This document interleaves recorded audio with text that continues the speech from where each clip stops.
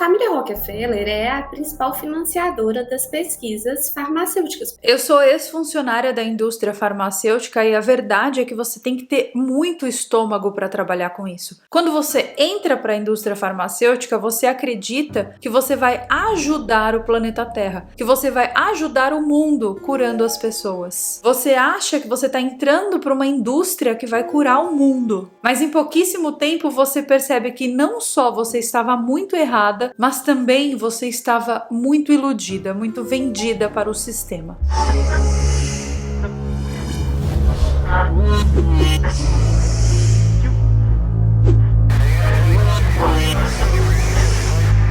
Eu sou a Carol Capel, a sua possivelmente procurada e perseguida favorita. Depois que esse vídeo acabar, sejam todos muito bem-vindos para mais um vídeo aqui deste canal. E nesse vídeo aqui hoje, eu vou te contar o lado mais obscuro da indústria farmacêutica. E para tal, então, eu terei que usar exemplos. Existe uma condição chamada atrofia muscular espinhal, abreviada como AME. A AME é uma doença neuromuscular bem rara. Ela é degenerativa que causa perda de neurônios relacionados ao movimento e provoca atrofia muscular progressiva. É um problema severo que ataca 1 a cada 10 mil recém-nascidos. A doença não possuía nenhum medicamento conhecido, mas isso mudou recentemente quando a Spinraza foi aprovada em 2016 nos Estados Unidos. Esse medicamento milagroso foi revelado pelo laboratório Biogen, que cobrou a bagatela de $750 mil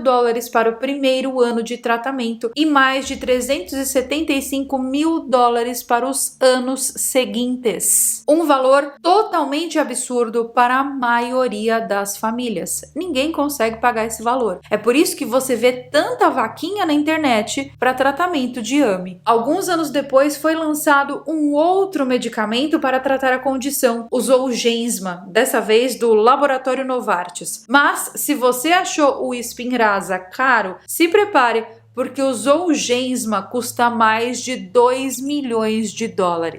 No Brasil, o tratamento com o Zolgensma custa mais de R$12 milhões, enquanto que o tratamento do Spinraza sai por R$960 mil. São medicamentos revolucionários? Sim, mas com preços totalmente absurdos por parte dos laboratórios que os vendem. Então, a receita é simples. Se você não tem dinheiro, se você não pode pagar, você não tem remédio, mesmo que esse não ter remédio custe a sua vida. E isso, gente, é apenas um medicamento para uma condição específica. Vocês não fazem ideia de quantas camadas nós vamos tirar nessa cebola desse vídeo aqui. A pergunta que fica é: isso é ético? Afinal, qual é o verdadeiro papel da indústria farmacêutica? O papel da indústria farmacêutica é produzir a cura mesmo? Bom, a verdade é que existem muitos aspectos obscuros da indústria farmacêutica. A verdade é que eles não produzem curas em comprimidos, mas sim eles produzem riqueza. A Pfizer, por exemplo, a primeira do ranking, ela praticamente dobrou a sua receita em 2022, chegando a quase $80 bilhões no ano. E todo esse dinheiro não é por acaso. Eles investem muito dinheiro em pesquisa e o objetivo é criarem e lançarem a nova droga blockbuster, ou seja, um medicamento tão revolucionário que consegue ultrapassar $1 bilhão em venda. Quem aí assistiu o documentário da Netflix sobre o Oxycontin? Sério, se você ainda não assistiu esse documentário, eu recomendo fortemente que você o faça. Um dos maiores problemas dessa indústria é justamente o fato de que essas empresas não necessariamente estão pensando no bem-estar dos pacientes quando elas investem tanto nessas pesquisas. Bom, infelizmente, elas realmente só querem lucrar. Isso significa que muitas vezes as pesquisas são direcionadas para o desenvolvimento dos medicamentos que têm o mais potencial de serem lucrativos e não necessariamente focam em criar drogas inovadoras para os problemas mais urgentes. É exatamente por isso que nós ainda não descobrimos a cura do câncer, porque os medicamentos para tratamento dos sintomas do câncer são muito muito mais lucrativos do que um medicamento que realmente viesse e curasse. Então, gente, a gente está falando de uma indústria podre que utiliza da sua desgraça, da sua dor para ganhar cada vez mais e mais dinheiro. O problema é que novos medicamentos precisam ser patenteados antes da fase de testes clínicos. E nesse caso, a patente só tem validade por 20 anos. Ou seja, após patentear o novo tratamento, o laboratório precisa de mais 18 anos de testes para só então assim a medicação hipotética ser aprovada. Restando apenas 2 anos para que o laboratório consiga lucrar antes que sua patente expire e a concorrência, obviamente, tenha acesso ao novo medicamento também. Em contrapartida, os tratamentos para estágios finais do câncer só precisam de alguns anos de testes, significando que as empresas precisam investir muito menos tempo e muito menos dinheiro na pesquisa desse tipo de droga. Quando o governo norte-americano quis cortar o financiamento dos institutos públicos de pesquisa farmacêutica nos Estados Unidos em 2017, o setor privado foi contra a proposta, algo que é no mínimo intrigante, já que a medida abriria mais espaço para os laboratórios privados. Tudo ficou muito claro quando o Centro de Integração e Ciência da Indústria fez um estudo mostrando que entre 2010 e 2016, 100% dos 210 novos medicamentos aprovados para a venda tinham sido fruto das pesquisas dos institutos públicos, ou seja, o governo americano financiava as pesquisas com dinheiro público e os resultados dessas pesquisas eram apropriados pela indústria farmacêutica, sem que as companhias precisassem investir seu próprio dinheiro para isso. Agora fica ainda mais fácil da gente entender por que os laboratórios privados foram contra o corte dos orçamentos dos institutos públicos. Mas a pesquisa é só o primeiro passo dos laboratórios farmacêuticos na busca pelo lucro extremo. A coisa fica ainda pior daqui para frente. A gente sabe que a busca pelo lucro é algo comum, faz parte do nosso sistema econômico e ela não tem problema nenhum por si só. Mas quando ela ultrapassa barreiras éticas, a questão fica bem mais complicada. O fato é que a indústria farmacêutica tem uma capacidade ímpar de romper esses limites, devido à própria natureza da sua área de atuação, ou seja, eles controlam o mercado, eles controlam o setor público, eles controlam a política, eles que controlam e eles que mandam no negócio e não o contrário. Porque se todo mundo começa a ficar doente, se existe uma crise sanitária, igual aconteceu lá em 2020, lembram? O governo estava dependendo dos laboratórios para lançar uma droga que fosse eficaz contra a pandemia. Se o governo faz alguma coisa, se o governo fala alguma coisa, o governo fica à mercê dessas empresas.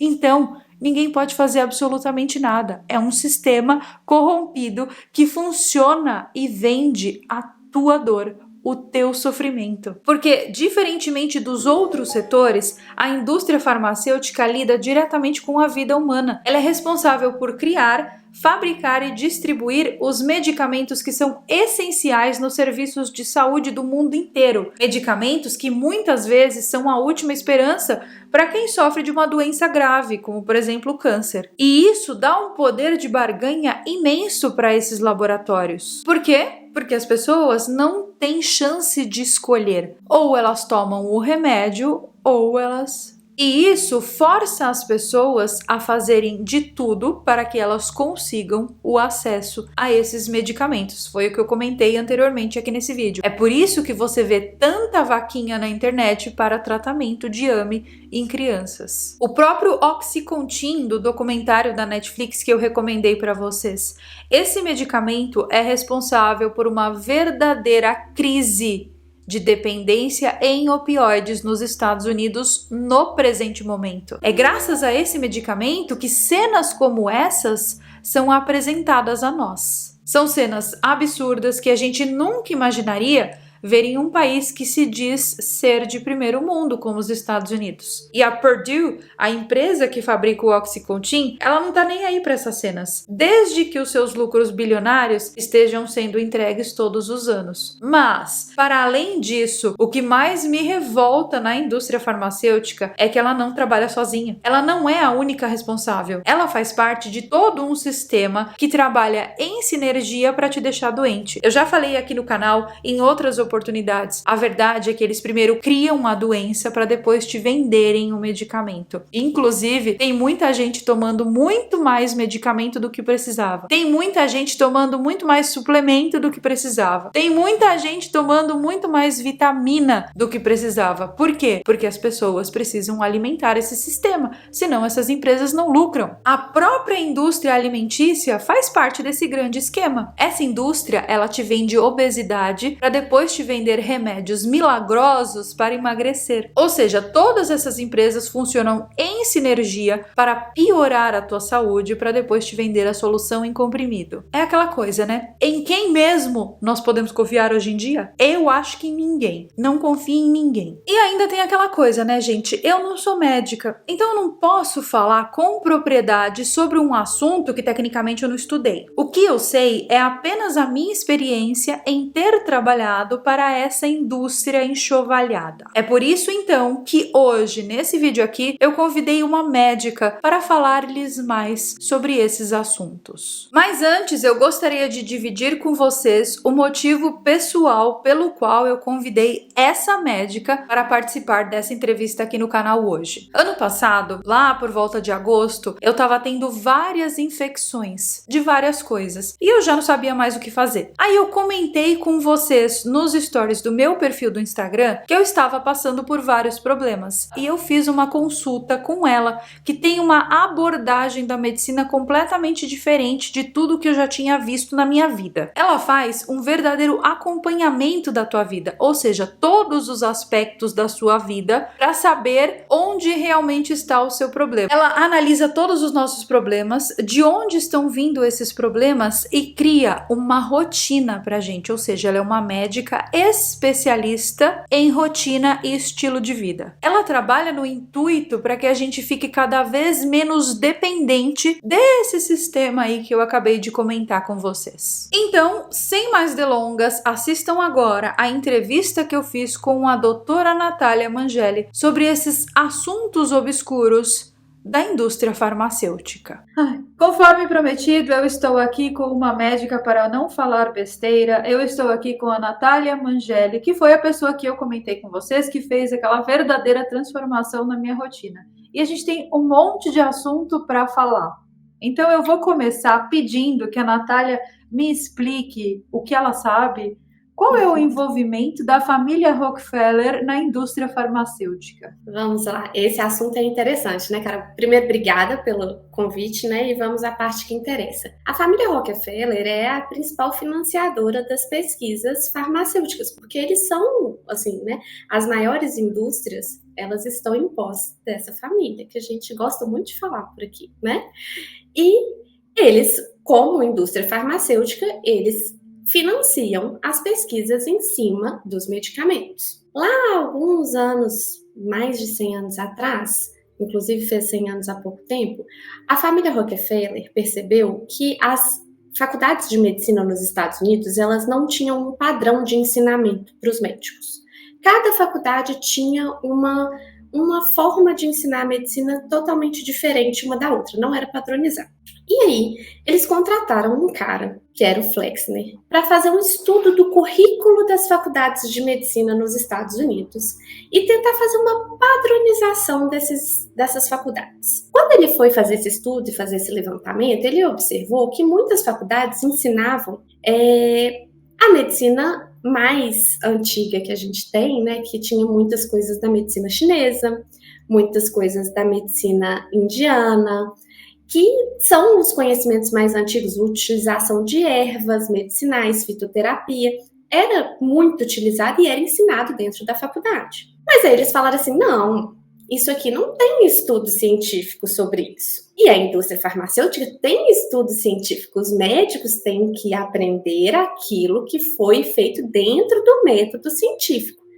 E aí ele criou um novo padrão para as faculdades de medicina. Nessa época, eles fecharam mais de 100 faculdades de medicina nos Estados Unidos, tirando tudo do currículo que tivesse relacionado à medicina chinesa, à acupuntura, à fitoterapia, foi tudo retirado do currículo. Nada disso era ensinado mais.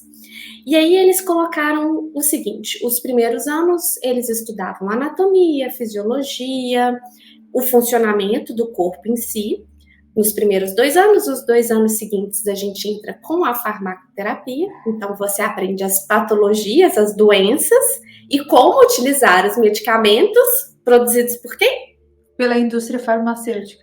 Pela indústria farmacêutica, que por acaso é da família que financiou todo o estudo e toda essa história para padronizar as faculdades de medicina. E os 2 últimos anos da prática, que são os internatos, que você vai para dentro do hospital aplicar aquilo que você aprendeu na faculdade. E foi assim por muitos anos. Muitos e muitos e muitos anos. E quanto mais a indústria farmacêutica colocava novos medicamentos, e ela não atua só dentro das universidades, ela atua nas especializações.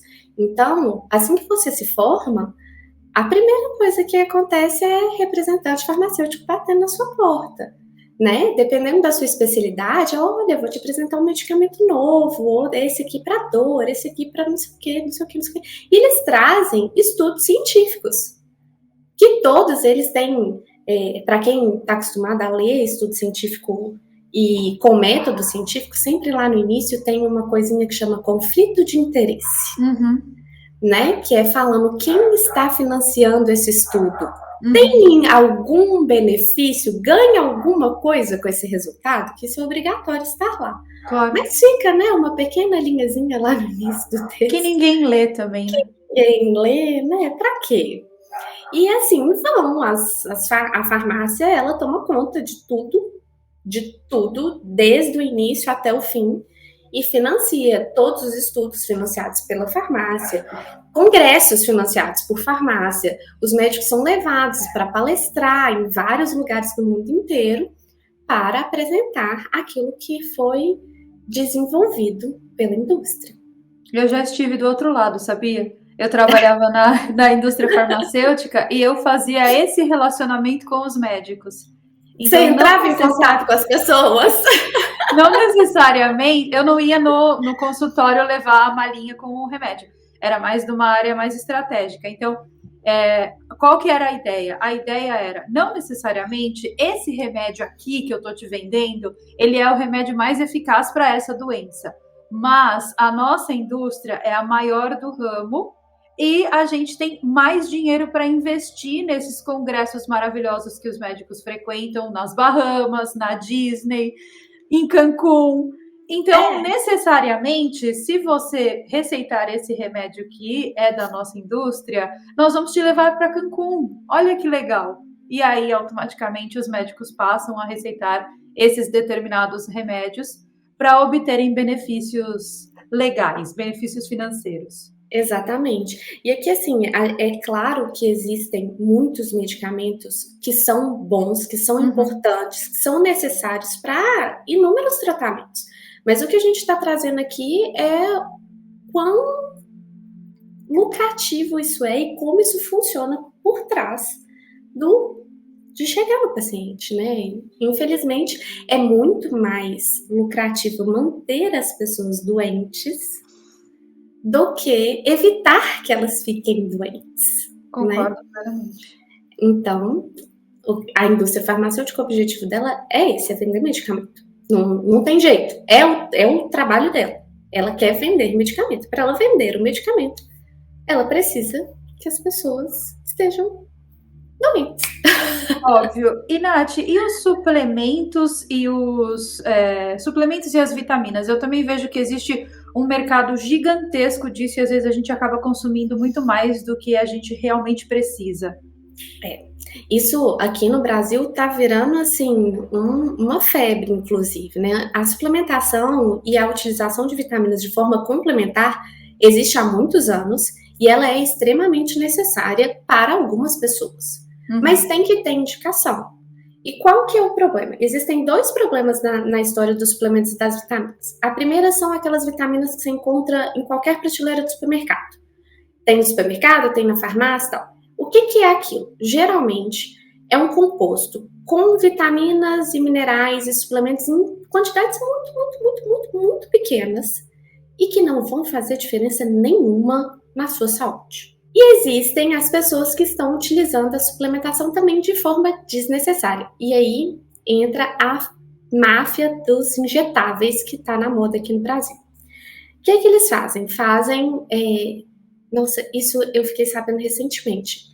Inclusive, tem algumas clínicas que as pessoas chegam e elas recebem um cardápio de soroterapia. Eu já vi isso nos Estados Unidos. Então tem aqui também.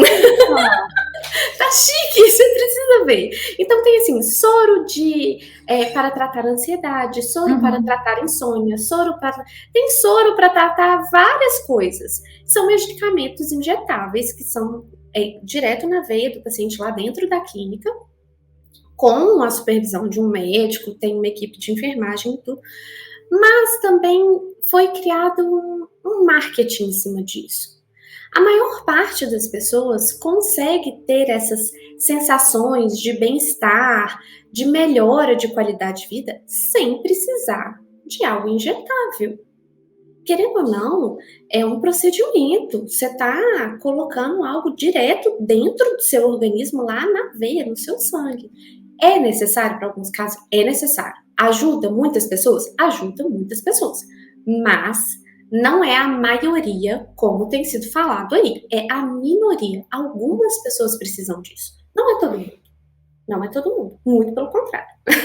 Eu vejo muita propaganda sobre isso já há muito tempo, porque isso começou lá nos Estados Unidos, e daí alguns brasileiros que tinham contato com essas clínicas de soroterapia, eles faziam um marketing, até um turismo, onde as pessoas que chegavam lá eram levadas para essas clínicas.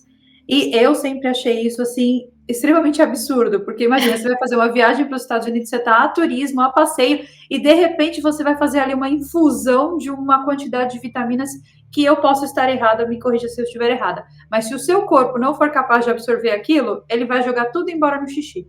Exatamente, ainda corre o risco de sobrecarregar seu rim, jogar tudo fora e além de não fazer bem, pode fazer mal. Entendeu? E gastou dinheiro também. Gastou dinheiro. Não são baratos. Não, é caríssimo. É caríssimo. Eles proporcionam uma experiência, né? Tem todo uma cadeira de massagem que aquece, não sei o quê. Não é só o soro. É bem bizarro. Você acha que isso aí é o futuro do marketing da indústria farmacêutica? Essa experiência premium, assim?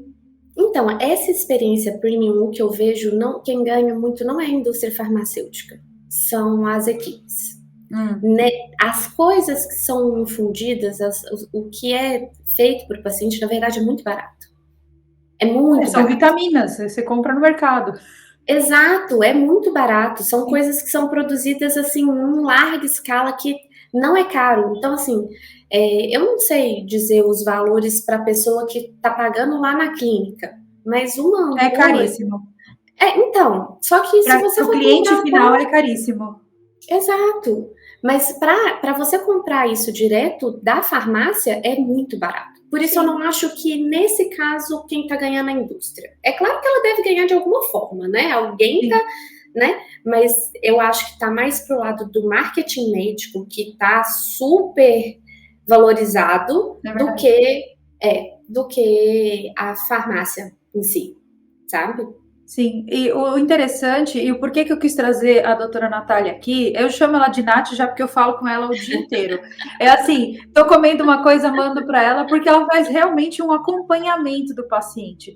E a gente tem muito disso, né, principalmente no Brasil. A gente tá com uma doença, a gente vai em determinado médico, a gente nem conhece esse médico, ele passa lá uma cacetada de remédio, a gente toma esse remédio, e se a gente voltar nele, por exemplo, para fazer um retorno, esse cara não conhece a gente, ele não lembra da gente, ele não sabe do nosso problema. Tudo bem, ele vai ler o nosso prontuário ali, ele vai dar um feedback. Mas eu queria que você falasse, Nath, do seu trabalho, dessa questão da medicina mais humanizada, desse atendimento que você cria um relacionamento com o cliente e o que isso diferencia no atendimento médico. O que acontece? Eu comecei a observar que quando você recebe uma pessoa, a maior parte das coisas que ela traz dentro do consultório, elas estão muito além do que só a queixa que ela traz ali. E as doenças, no geral, no início que eu trabalhava só com dor abdominal, especialmente por conta da primeira formação, que é como cirurgião geral, eu via muito isso me causava muito mal-estar, porque as pessoas vinham com dor abdominal e eu não conseguia resolver o problema delas, porque elas não tinham algo palpável ali, elas não tinham algo que aparecia nos exames muitas vezes. E aí eu entendi que tratar da pessoa, cuidar da pessoa, ia muito além de examinar e ver resultados de exames. Então, examinar, fazer o exame físico na pessoa e ver os resultados dos exames. Eu entendi que era além disso. Uhum. E a gente vai estudando, né? A gente continua buscando e tudo. E aí que eu conheci a medicina do estilo de vida, que eu já até comentei um pouco com você, que é a questão de você entender que todos os hábitos da pessoa, todos os hábitos, desde a hora que ela acorda até a hora que ela vai dormir e a forma que ela dorme, influenciam no estado de saúde dela como um todo. Quando eu entendi isso, eu falei, se eu entender o que a pessoa está fazendo, eu consigo ajudar ela mais. Uhum. Porque muitas vezes passar o medicamento não vai resolver o problema. Ou resolve de forma muito temporária e daí a pouco a pessoa já está voltando. Isso é angustiante, isso é muito... A pessoa chega e aí ela já rodou em vários médicos diferentes e não tem nada, o resultado não tem nada. Você vai fazer o quê? Não vai fazer nada? Tem que mudar outra coisa. Se o remédio não está funcionando, se o exame não deu nada, então vamos sentar e vamos ver o que está acontecendo, que hora você está acordando. O que você come na hora que você acorda? O que você come na hora do almoço? Que horas que você está indo dormir? Que horas que você faz atividade física? Com quem que você conversa? O que você faz no final de semana? Porque isso traz o que a pessoa realmente está fazendo com o corpo dela. Uhum. Eu gosto de comparar o corpo humano com um carro. As pessoas costumam entender melhor. Porque todo mundo sabe que o carro que você tem, né? Se você colocar uma gasolina adulterada, uma hora ele vai dar um problema no motor. Se você esquece de trocar o óleo do seu carro ou deixa um óleo muito ruim, isso vai impactar de alguma forma e ele vai acabar na oficina. O corpo humano é a mesma coisa. O que você está tendo de sintoma é de alguma coisa que você colocou aí para dentro que não te fez bem e que está errado. Comida, sentimentos, água, bebida, tudo. Relações, tudo. A forma até a espiritualidade você também, né, Natália, impacta. Demais, impacta muito. Isso, a influência da espiritualidade, e aqui a gente não precisa se ater a uma religião específica, é simplesmente as crenças das pessoas, o que elas acreditam, se existe só isso, ou se existe algo além, isso interfere no resultado dos exames dela, na forma que elas respondem aos tratamentos, depois de cirurgia, depois de tratamentos intensos. É impressionante você pegar 2 pacientes dentro de um CTI, 2 pacientes que estão graves, um que tem uma crença e o outro que não tem, eles respondem diferente. É impressionante. Isso aí qualquer médico cético, que não acredita em nada, vai virar para você e vai falar, não, realmente é diferente. Então você começou a analisar os seus pacientes dessa maneira, aliás, analisando o todo, não só, por exemplo, eu chego para você com uma queixa de uma dor abdominal, aí você não, por exemplo, o problema é de fígado, você não olha o órgão, o fígado, você olha o todo do paciente. O todo. Porque se eu olhar só aquele órgão, talvez eu tenha uma resposta muito superficial e que não seja a real causa do problema dele. Uhum. E ele tem várias outras funções.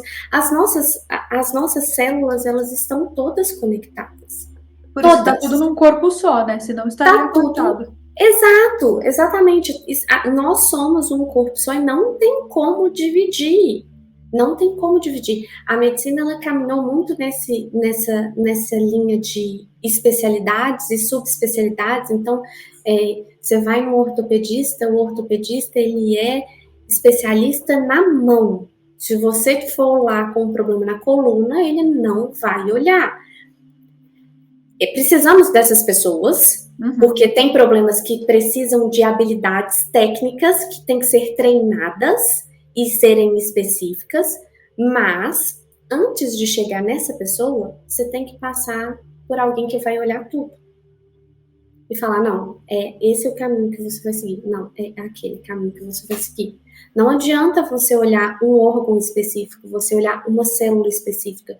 Você tem que olhar todas. E o que aquela célula está se alimentando, o que aquela célula está se nutrindo, quais as relações com os outros órgãos. Tudo isso interfere. Não tem como separar.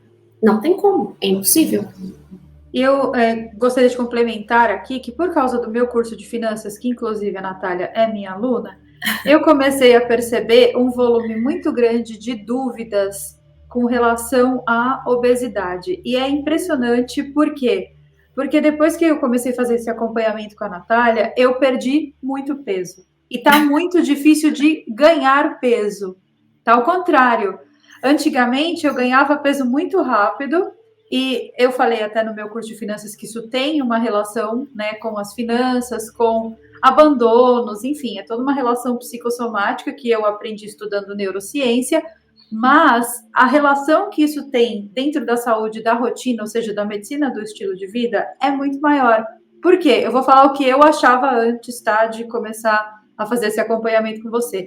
Eu achava que se eu fizesse 15 dias de dieta e eu emagrecesse, sei lá, 5 quilos naqueles 15 dias de dieta, que eu tava feliz, que eu tava bem. E daí eu me restringia durante 15 dias.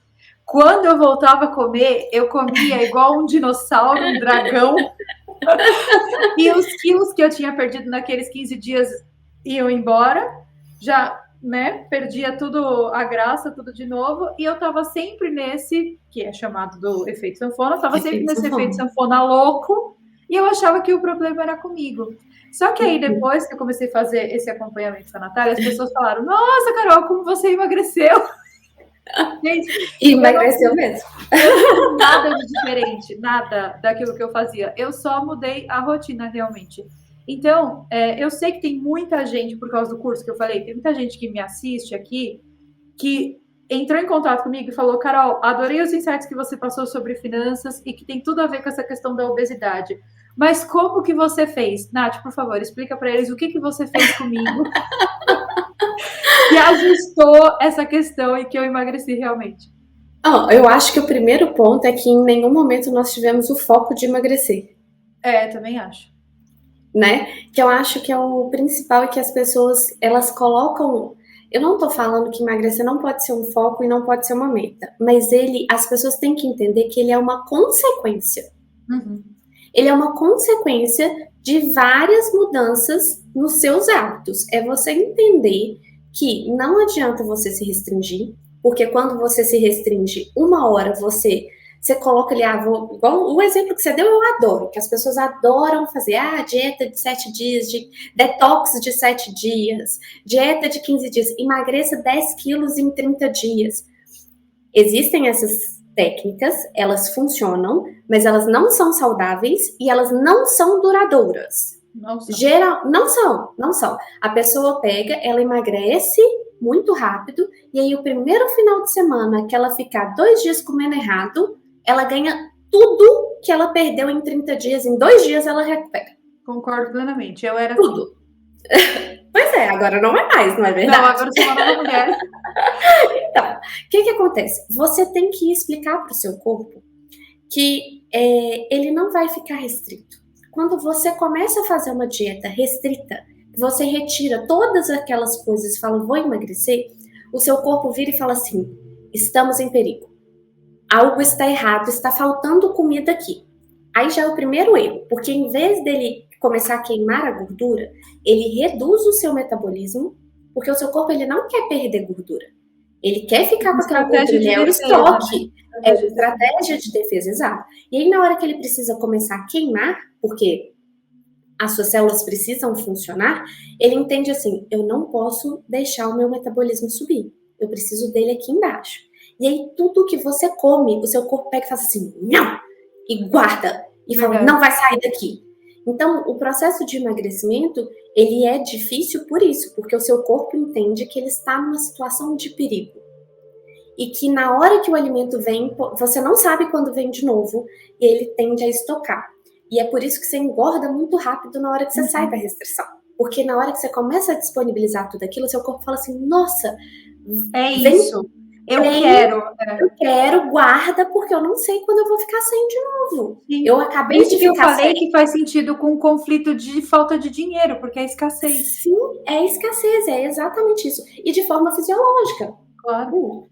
Só que, o que acontece? Quando você entende o que é saudável e o que não é saudável. Por isso, não dá para colocar... o termo dieta, inclusive, que as pessoas usam de forma errada. Você sabe o que significa dieta? Não. O termo dieta são os hábitos alimentares de uma pessoa. Não é a restrição. A gente usa dieta, tipo, tô de dieta, tipo, tô fazendo uma restrição alimentar. Não é. Então, se eu virar para você e falar assim, qual que é a sua dieta? Eu tô te perguntando o que você come habitualmente. Então, se eu usar o termo dieta aqui sem ser de emagrecer, vocês estão entendendo o que eu tô falando. Então, quando você coloca para o seu organismo os alimentos de forma correta, saudável, e sem restringir demais, sem se limitar, mas colocando nas quantidades corretas, o seu corpo não vai entender essa situação de perigo. Porque você está disponibilizando, você não está se privando, você só está colocando na quantidade correta e no horário correto, que é outra coisa muito importante, né? É você entender os horários, colocar mais líquido, mais água no seu organismo. E aí o emagrecimento ele vem de forma natural, porque o seu corpo entende que ele não precisa daquele estoque. Porque ele sempre não está em estresse. Ele não está em estresse. O cortisol não está alto. Não está alto. Não tem nada fora do controle. Não tem nada fora do controle. Então, tudo que é muito restrito não faz bem. E o processo de emagrecimento, ele é natural. Ele é natural. Ele vem como um processo natural. E não vem de repente. Você não emagreceu em um mês. Não. Ele é um processo. Eu passei por isso quando eu mudei meu estilo de vida. Eu acho que eu já te contei isso, né? Acho que é, sim. Eu não tinha o objetivo de emagrecer e eu achava que eu nunca mais ia ter o peso que eu tenho hoje. Eu também achava isso. Você também achava isso? Porque parece uma coisa impossível. Exato. Inatingível. Você fala assim, nossa, eu lembro de, tipo assim, de falar, se eu emagrecer só 5 quilos, tá bom. Eu já vou ficar bem. E eu não... Quando eu comecei a emagrecer, eu simplesmente emagreci. Sem perceber. Sem perceber não, porque foram muitos quilos, mas não foi em um mês. Foi em quase um ano. Então, assim, para as pessoas que te seguem, que estão com essa questão da obesidade, que querem resolver isso, a primeira coisa que vocês têm que olhar é qual que é a qualidade daquilo que vocês estão nutrindo o corpo de vocês. E não adianta restringir. O seu foco tem que ser melhorar a sua saúde. O emagrecimento é uma consequência disso. É uma consequência. Não é o objetivo final.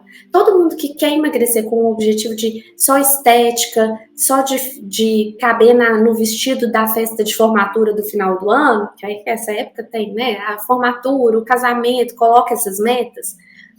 Não funciona.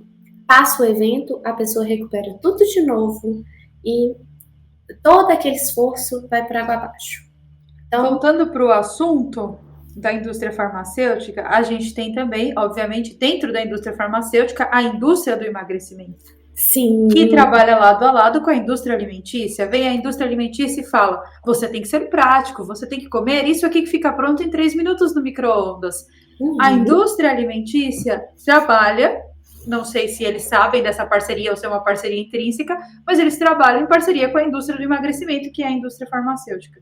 E hoje em dia a gente tem muito dessas curas milagrosas, né, que são para o emagrecimento, como, por exemplo, aquele maravilhoso remédio da caneta, que eu não vou citar o nome, que eu não quero ser processada, que você toma uma injeção e tá todo mundo milagrosamente emagrecendo com ele. Só que para de tomar uma semana, já volta tudo ao normal. Não, você já acompanhou alguém usando esse medicamento? Acompanhei assim, né, nas redes sociais. Gente, é tanto efeito colateral, mas é tanto efeito colateral. As pessoas emagrecem passando mal. Quem coloca, assim, existe indicação. Claro. Existem pessoas que realmente precisam. Esse medicamento foi feito e tem indicação. Existem pessoas que precisam dele. Tá? Não para obesidade. Não, para diabetes é extremamente utilizado, para resistência insulínica, que são doenças que a pessoa vai desenvolvendo. E eu gostaria de deixar bem claro aqui que todas essas pessoas precisam mudar o estilo de vida delas. Isso faz parte do tratamento, não é só aquela canetinha que vai resolver o problema.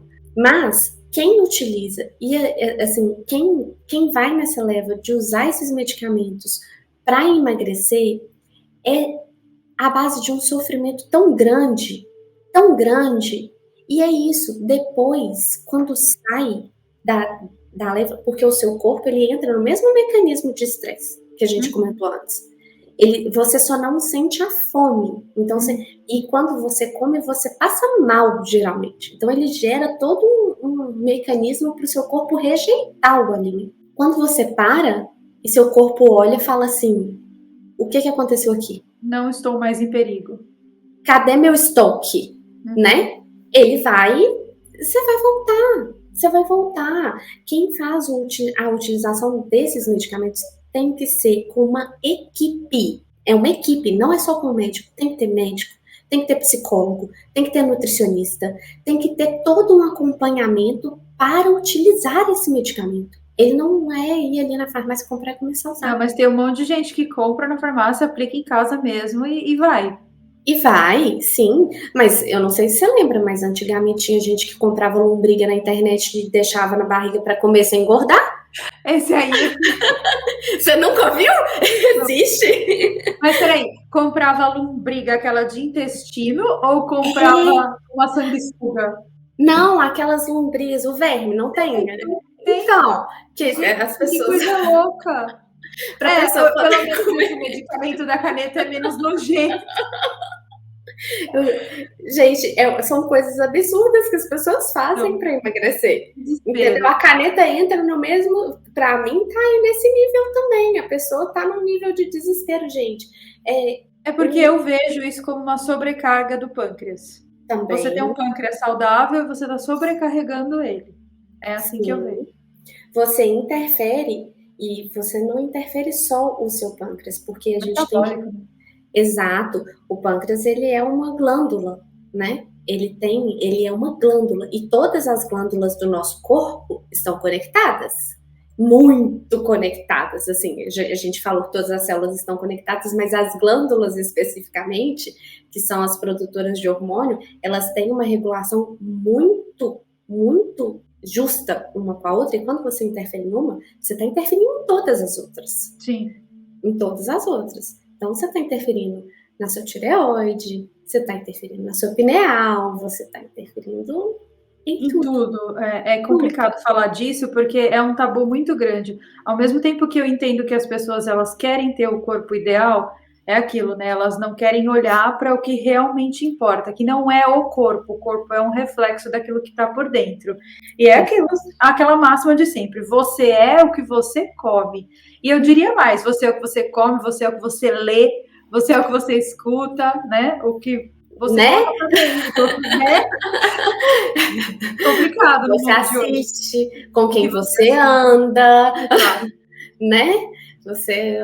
É difícil falar sobre isso de uma maneira aberta, porque as pessoas, elas não enxergam dessa forma, mas é uma verdade. E agora, trazendo mais para um contexto final da nossa entrevista, a gente já falou aqui sobre vários pontos interessantes e tal, e já deu para o pessoal ter uma noção mais ou menos de como essa indústria maravilhosa funciona.